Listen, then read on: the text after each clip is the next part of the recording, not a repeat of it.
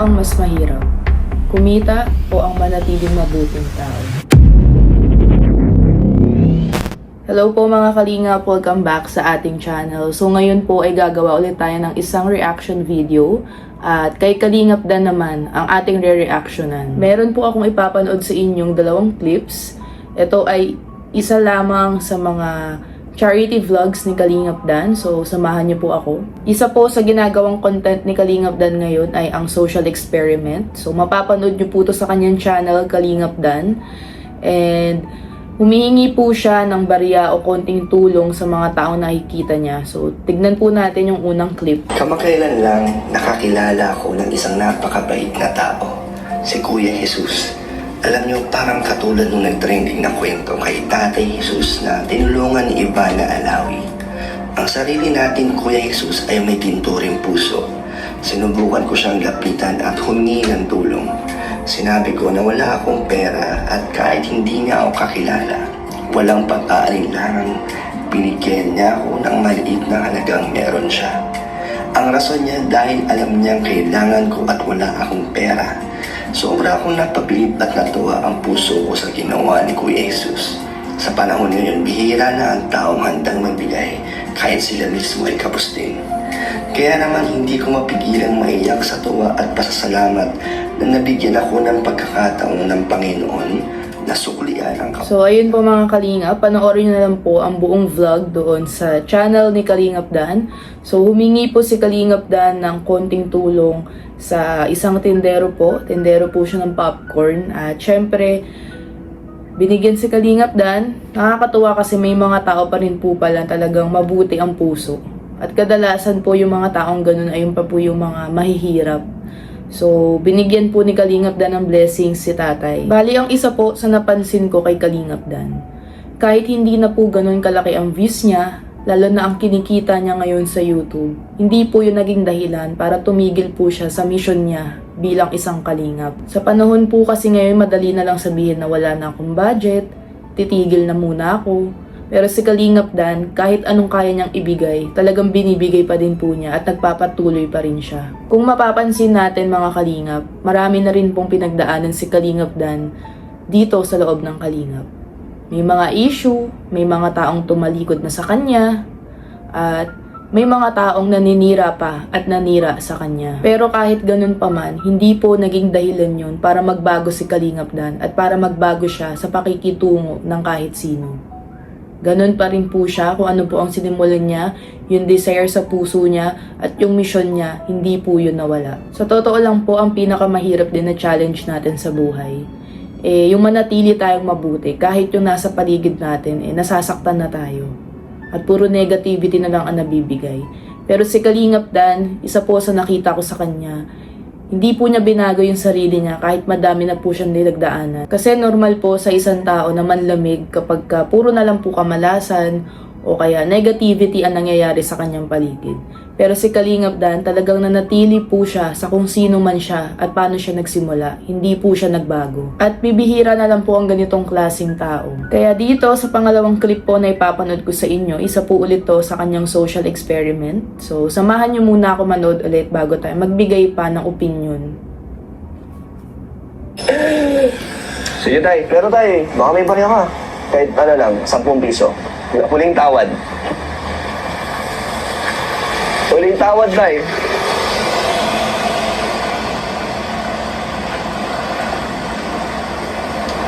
Ay grabe si tatay, mukhang...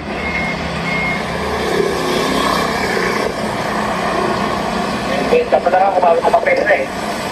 Grabe tay, pasensya na tay na na-istorbo pa kita. Okay na. Hindi tay, wag na. Nakakahiya sa'yo tay. Actually tay, ako talagang may gusto ibigay sa'yo. Napakabuti mo kasi tay. Naniniwala ka ba tay pag na may mabuting puso, may binibigay si Lord ng blessings? O tay, ito na yung 10 piso mo. Grabe, kahit wala ka pang benta talagang inabutan mo ako. O tay. Bebenta pa lang kasi ako eh. May kolekta ka na dyan. Oo, magbebenta pa lang sa junk shop. O tayo, joke lang tayo. Grabe ka naman. Siyempre tayo, pinaghihirapan nyo to tayo. O tayo, talagang napakabuti ng puso nyo. O tayo, may iabot ako sa inyo tayo. Pang tulong, di ba? Mahina ang kita pag tag-ulan. So, sana ito ay makatulong sa inyo tayo. Ito. Yung ano mo tay, 10 piso mo, gagawin kong 2, 4, o 600. Sana makatulong na sa yung pang-araw-araw tay. So ayan mga Kalingap, panoorin nyo na lang po sa channel ni Kalingap Dan ang iba niyang mga charity vlogs para mas marami rin po siyang matulungan. Pero bukod doon, gusto ko lang po na i-appreciate natin yung mga tao na tinutulungan din po ng Kalingap. Kagaya po netong mga nasa recent vlog ni Kalingap Dan, ang dalawang tatay po, na kahit hirap na hirap po sila sa buhay, naghihikahos din po sila. Pero grabe no, nagbigay pa din po sila ng tulong kahit walang-wala na po sila, wala naman silang extra, nagbigay pa din po sila kasi may lumapit sa kanila.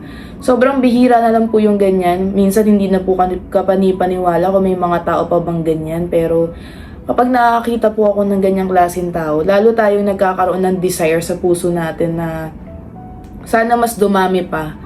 Sana magkaroon pa tayo ng mas madaming blessings para po yung mga kagaya nila, mas ma-sharean po natin ng blessings, 'di ba? At ang nakakatuwa po sa ganitong content ni Kalingap Dan, yung social experiment po na ginagawa niya, hindi niya po pinapakita para mapahiya yung mga tao na hinihingan niya ng tulong, kunyari. Actually, mas na-highlight niya na may ganito pa palang klaseng tao sa mundo, na may ganyan pa po palang kabuti. Nakakatuwa kasi bukod sa nakakatulong na siya, nakaka-inspire pa siya lalo ng mga tao na nanonood dahil 'di ba pag nakakita po tayo ng mga ganyan na hindi natin na-expect na sa sama ng mundo ngayon, may mga natitira pa rin po pala na talagang mabuti ang puso. Ang ironic mga Kalingap no, habang may mga content creators na lumalaki ang kita pero lumiliit ang puso, si Kalingap Dan naman kahit lumiliit ang kita, mas lumalaki ang puso. Alam ko may mga magko-comment na naman po dyan, or may mga nagko-comment din po kasi madalas, lalo na po sa FB page ni Kalingap Dan, makikita nyo naman po yun na minsan nakukulangan po sa tulong na binibigay niya. Kadalasan po ang nakikita namin comments na ang daming sinasabi ni Kalingap Dan, ang dami niyang kwento, bakit ayan lang yung tulong na binigay, kulang pa daw yung 1K, minsan sasabihin sa kanya na yung tinulong niya wala lang, ang koripot daw. Minsan mga Kalingap nakakalungkot no, kasi may mga tao na talagang kulang sila sa pasasalamat and appreciation, sa contentment. Imbes na magpasalamat po sila kasi may bagong taong natulungan, nabigyan ng blessings, nagrereklamo pa po sila. Sa totoo lang po mga Kalingap, ayan yung mga klase ng tao na hindi deserving tulungan. Yung nagrereklamo pa po sila. Kasi pag tumutulong po tayo, hindi naman yan sa laki ng halaga. Basta makatulong tayo. At kung yung mismong tinulungan, na-appreciate po yun. Sino pa naman tayo para magreklamo pa dun, 'di ba? Lalo na kung wala nga po tayong ambag, mas okay naman nahimik na lang tayo kung ang sasabihin natin, hindi naman din po makakatulong o hindi naman din positive. Kasi sa totoo lang, para po sa akin, kahit gaano pa kalaki ang tinulong mo, pero bukal sa puso mo yan, ayun ang pinakamahalaga. Kaya sa dami rin po na napabahayan ni Kalingap Dan nung nasa dait pa po siya, sa dami po ng pamilyang natulungan niya at nabago din niya yung buhay, hindi dapat yun nabubura. Kasi ayun ang legacy na iiwan niya habang buhay. So kung nandito man po siya ngayon sa Manila at hindi na po ganun kalaki ang tulong na naibibigay niya, hindi naman po yun ang mahalaga. Ang mahalaga, nakukontinue pa din po niya yung mission niya sa Kalingap. Hindi siya bumibitaw, hindi siya humihinto. Humina man o tumaas ang kanyang channel, pinaninindigan po niya yung sinimulan niya. Madami po sa Kalingap members ang ganyan. Si Kuya Jason o si Mr. Benty Boy, na nawalan na din actually ng kita, hindi na po ganun kalaki gaya ng dati, pero tumutulong pa din po sila. Madami po sa Kalingap members ang ganyan. Kaso hindi natin pinapansin madalas kasi ang gusto natin yung mas malaki ang naitutulong. Yung nai-issue, yung talagang big time. Pero syempre dahil nasa social media po tayo, hindi natin maiiwasan yan. Kasi kung magko-compare po tayo dito, wala naman din pong mangyayari. Pero isa po sa napansin ko yan, kahit gaano man kalaki ang maibigay mo na tulong sa tao, kapag ang mga nanonood sa'yo ay hindi ka gusto, hahanapan ka rin po nila ng butas. Tama po ba ako? I-example na lang po natin mga Kalingap, yung naitulong ko nung nasa dait pa po ako versus sa tinulong ni Kalingap Dan nung nasa dait pa siya. So nakalimang pabahay po siya, sobrang daming family na consistently binabalikan niya monthly, minsan nga every week pa. Samantalang ako, hindi po ako nakapagpabahay. Ang kadalasan nagagawa ko lang po as kalingap nung nasa diet pa tayo is feeding program, mamigay po ng mga groceries sa family monthly, may mga hinahawakan din po tayong beneficiaries doon. Pero dahil hindi po ganun kalaki ang ating kita, syempre, hindi rin po ganun kalaki ang naitutulong ko. Pero ang saya po sa puso nun, sa pakiramdam ko, kasi bukod sa sariling pera ko po yun, talagang gusto ko po yung ginagawa ko. At thankful tayo syempre sa mga sponsors na nag-aabot din po ng tulong at ginagawa tayong instrumento.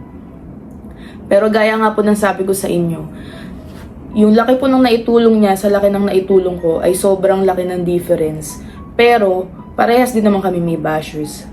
Si Kalingap Rab, si Kuya Val na sobrang daming pabahay sa Kalingap. Sobrang daming pamilya ang binago ang buhay. Sobrang daming scholars. Ang daming pinapaaral hanggang ngayon at sinusuportahan. Ang dami din po nilang bashers. Kasi 'di ba mga Kalingap, wala nga po yan sa laki ng naitulong. Kapag ang isang tao ay ayaw sa'yo, hahanapan at hahanapan ka nila ng butas. Kaya tayo na natitira pa po na mabuti ang puso, na malawak ang pag-uunawa. Sana i-practice natin na talagang laging pairalin yung appreciation natin, yung positivity. Para yung mga gaya po ng mga Kalingap members na sobrang matulungin, yung desire po sa puso nila, hindi nababago yun. Hindi ko sinasabing perpekto si Kalingap Dan. Wala naman pong perpekto na tao. Kahit sino sa Kalingap hindi perpekto. Pero kung usapan na consistency, si Kalingap Dan, nandiyan pa din po ang kanyang ginagawa. Simula nung nakilala siya kung anong ginagawa niya, until now, ayun pa din po ang ginagawa niya hanggat makakaya niya. Dito po natin malalaman kung ano ang kanyang misyon. Kasi kahit po gaano pa kahirap ang pinagdadaanan niya sa buhay, hindi po nawala yun. Yung desire sa puso niya na tumulong, na kahit minsan siya na ang nawawalan, siya na po ang nahihirapan. Hindi niya po iniisip yun. Talagang pinapriority niya po na makatulong pa din. At hanggang ngayon, magawa niya yung legacy na iniiwan ng Kalingap. Alam niyo po mga Kalingap, ang pinakamalaking test sa tao, hindi kapag marami siyang pera. Kapag nawawalan na siya at siya na ang nahihirapan. Kasi madali pong magbigay at maging generous kapag ka may extra ka, kapag may hawak ka pa. Pero yung ikaw na mismo ang nawawalan at nahihirapan, pero pinagpapatuloy mo pa rin ang pagtulong. Hindi lang po misyon ang tawag dun. Talagang nasa puso niya po yung pagtulong. Yung desire sa puso niya na kahit ano pong pinagdaanan niya, kahit grabe yung bashing na nare-receive niya, yung negativity sa paligid niya na nangyayari, kamalasan sa buhay niya, hindi niya pa rin tinitigil yun. Kakaiba na po yun. Hindi lang basta-basta mission yun. Yung desire po sa puso niya, nananatili pa din dun. At doon ko mas na-appreciate syempre si Kalingap Dan. Hindi ito bilang kapatid mga Kalingap. Alam ko may mga solid viewers pa rin si Kalingap Dan dyan na ayun din po ang nakikita. Kaya kung meron man po akong lesson or realization na natututunan sa mga panonood ng charity vlogs ni Kalingap Dan, kahit anong mangyari, hindi ka susuko kung ang desire sa puso mo at yung intention mo sa tao ay napakalinis. Hindi natin alam ang pinagdadaanan ng bawat isa. So kung kaya po natin na maging mas mabuti, gawin po natin dahil ang epekto po nun sa tao ay malaki. Hindi po natin kayang baguhin ang mundo. Pero baka kaya po nating baguhin ang mundo ng isang tao. Darating ang panahon, mawawala ang views, mawawala yung malalaking kinikita, mawawala kung anong meron ka ngayon. At hindi mo ine-expect na mawawala pa sa'yo. Pero yung pakikisama mo sa tao, yung iniwan mong legacy sa kanila, ayun ang mahalaga. Ayun ang tatatak at dadalhin mo habang buhay. Sa totoo lang, hindi lang naman po pangalan ang iiwan nating legacy kundi yung kabutihang binigay natin sa tao at pakikitungo. At nakakatuwa kasi sa sobrang tagal na din po ni Kalingap Dan sa Kalingap, sobrang laki rin po ng iambag niya. Sobrang dami po niya natulungan. At alam ko na yung mga beneficiaries po niya ay mapapatunayan po yun na malaki po ang naging tulong ni Kalingap Dan sa kanila. Nakakatuwa kasi kagaya ni Kalingap Dan, Kalingap Edu, Kalingap Jomar at kung sino-sino pa po sa members ng Kalingap, maliit o malaki man po ang naitutulong nila, nandyan pa rin po sila sa Kalingap. Nananatiling loyal, tinutulungan si Kuya Val at si Kalingap Rab sa gawain po nila. Kaya mga Kalingap, thank you so much po sa pagsuporta sa lahat ng members po ng Kalingap, lalo na po sa charity vlogs nila. Kasi sabi ko nga po sa inyo, kung ang tingin nyo nanonood lang po kayo, sa ilang libo pong nanonood sa Kalingap, sobrang laki pong tulong nun at blessings po nun. Kaya mga Kalingap, sobrang grateful and thankful po kaming lahat sa inyo na mga grabeng mag-support, nagla-like and share po ng mga videos. Maraming salamat po sa inyo. Sa mga bashers po o may galit pa rin po sa puso, hindi lang po kay Kalingap Dan, kundi sa lahat ng Kalingap. Sana po mas piliin po natin na i-appreciate at pahalagahan yung mga nagagawa po nilang mabuti. Hindi lang sa Kalingap, kundi sa lahat po ng tao, sa mga beneficiaries, yung mga naibibigay po nilang tulong, at syempre, yung mga nababago po nila ng buhay, nabibigyan po nila ng memory na hindi mapapalitan ng pera. Sa mga OFWs po natin, alam ko na isa po ang Kalingap sa mga stress reliever nyo, pinapanood nyo para po hindi kayo ma-homesick. Sobrang grateful and thankful po ang Kalingap doon dahil kami po, Kalingap, ang napili nyo para mapanood at mawala po ang lungkot at stress nyo pag nasa ibang bansa kayo. Sa mga nanonood po na nandito lang sa Pilipinas at grabe rin pong sumuporta. Thank you so much po. Yung iba nag-e-effort pa po na pumunta sa Daet or kung nasaan man ang Kalingap dito sa Manila para ma-meet lang po sila. Salamat po sa mga efforts po ninyo. Sobrang na-appreciate po namin yun. At syempre mga Kalingap, hindi po ako magsasawang sabihin to sa inyo. Salamat po sa patuloy na naniniwala at nagtitiwala po sa loob ng Kalingap. Isa po kayo sa mga rason kung bakit nagpapatuloy ang Kalingap at isa kayo sa rason kung bakit mas lumalakas po kami. So, ayun lang po ang ating topic today. So, ito po ay personal kong opinion ulit. Kayo po ay free din na magbigay ng kanya-kanya yung opinion po dyan. Basta ang sa akin lang po, mas i-highlight po natin ang nagagawang kabutihan sa loob ng Kalingap. Sana po, mas suportahan din natin yung mga charity vlogs po nila para po mas madami pa pong matulungan at mas kumalat pa po ang blessings. So, ayun lang po. Thank you so much and ingat po kayo lagi. God bless us all.